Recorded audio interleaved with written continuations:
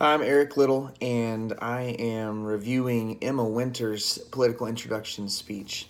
Um, First, I thought it was a really good speech. I really hadn't heard much about John Kasich, and so I enjoyed listening to the facts. I enjoyed just kind of learning a few things about him. Here's why I think that it works for this audience. I believe that in our day and time, people want a candidate that they can connect to.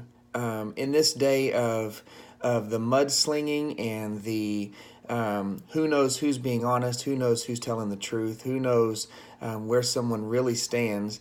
That when you find a candidate that you can personally connect to with real life stories, and see how they came through that and what their resolve was. I believe that is when you find in your heart that you can truly get behind somebody. And as Emma talked about the ups and the downs, obviously the death of his parents.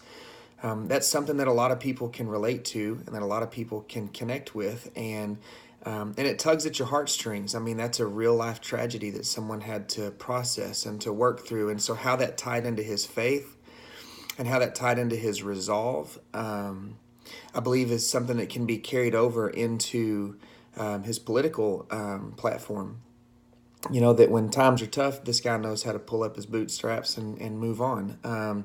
When you've got to grieve with people, when you hear of tragedies, instead of it just being some political platform for you to talk about, this is a candidate that can really relate.